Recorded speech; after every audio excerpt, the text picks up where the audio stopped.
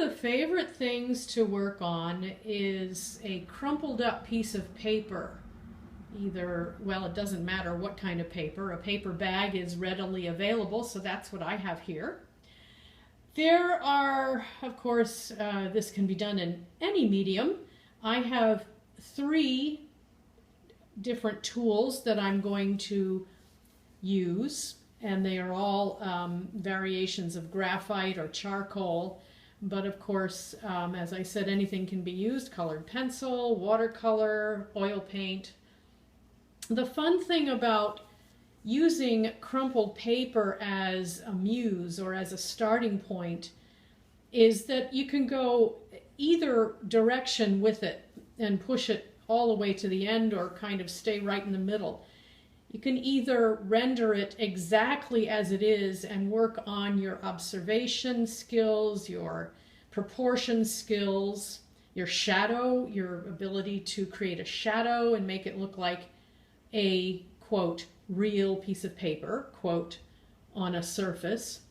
Or you can take it in the other direction and simply use the tucks and shadows and hills and valleys as abstract images and pick and choose which ones you want and put them where you want in order to create an interesting image.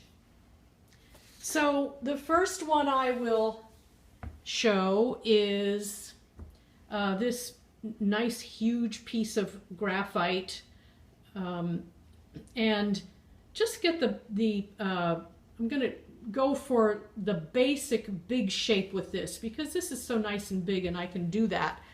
But I am not extremely concerned at this point in making this look exactly like a crumpled piece of paper. I'm fascinated by all these little shadows and edges. Some are sharp, some are soft, some are very shadowed, some are not.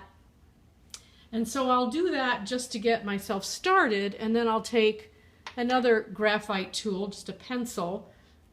This happens to be an 8B because it's the first one I grabbed, but it could be any darkness or hardness that you're interested in working with. And I'm going to pick and choose which edges I want to feature here, and then I will use the eraser, this is a kneaded eraser, to also create edges and lights and darks.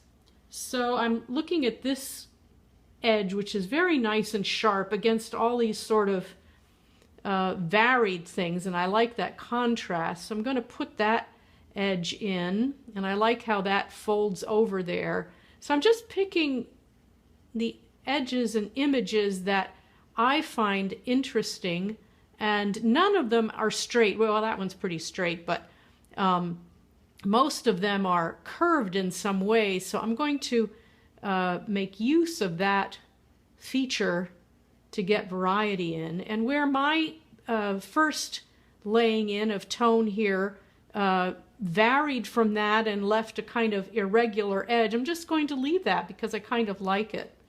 And I'm going to, but this, I like that straight edge against all the rest, so I'm just going to take my eraser here and clean that up a little bit, so to speak.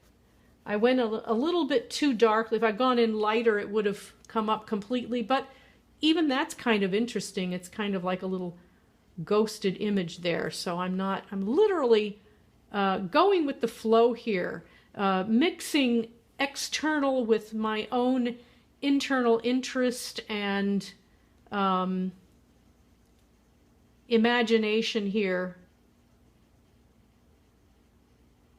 I like how this is, there's a little shadow up in there from the way this folded over, so I'm going to put that in. And then as I come down here, the tone really changes a little bit. It's subtle, but it does change.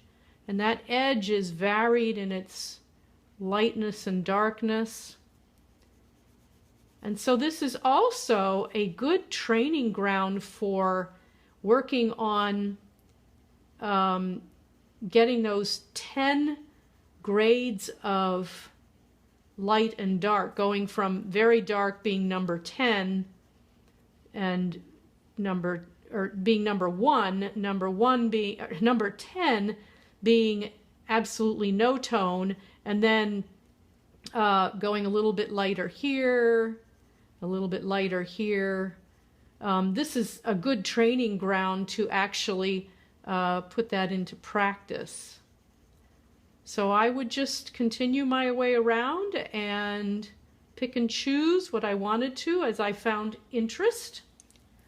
Another tool to use is vine charcoal. Any kind of charcoal, of course, would work with this project, but vine charcoal is very, very, very soft and very movable and very removable. So I like that feature of it. So I can do a reverse tone with this tool. For instance, again, if I go in and just sort of get down some kind of basic interesting shape, borrowing from that, and go in and give it some continuous tone, in other words, blend it a little bit, I can actually draw with my kneaded eraser here, and this is the way to clean it if it gets dirty. This is a good stress buster. Sometimes if I'm working on a drawing and I don't know where I want to go with it, I just sort of stand and clean my kneaded eraser, and sometimes that helps me to just pause a little bit and figure out where I want to go. Anyway, so if I want to put in some of those light tones in there, I can go in with this. I'm making a very sharp tool here, so I can go in and use it to create lines. So it's a sort of reverse subtractive method.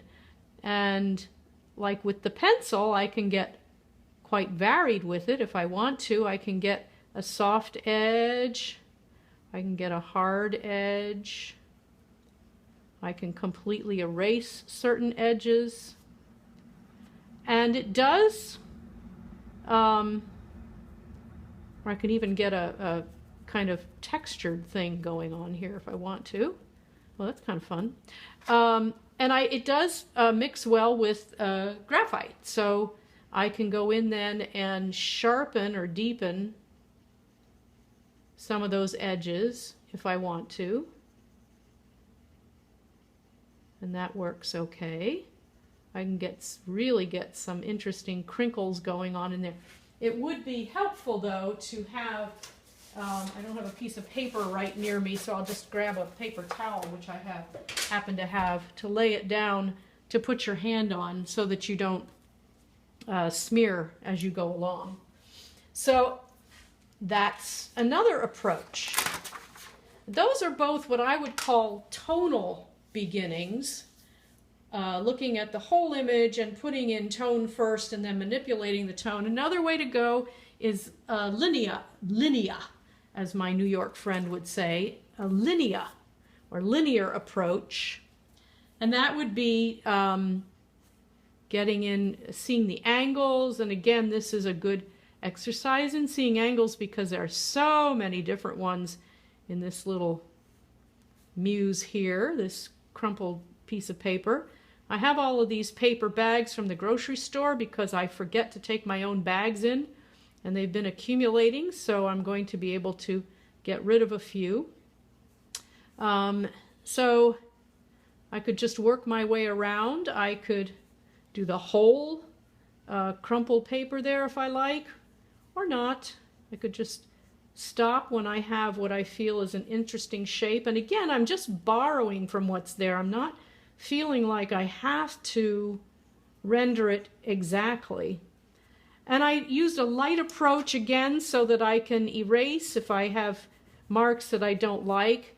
Also so I can go back in when I want to go for another layer and vary the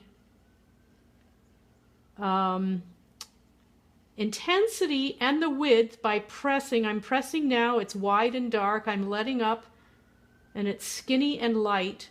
And that variation in pressure adds a depth without putting in tone. You can add dimension and so forth by doing something like that. You can also do it, and the Japanese line work is famous for this, by varying the intensity of the line. And I'm doing this just by pushing, letting up, pushing, letting up. And that adds an interesting sort of depth all its own. I don't like that's a little too regular, so I'm going to create another edge here to make that more interesting. And then I think I will just put some tone in there. So that would be another way to go.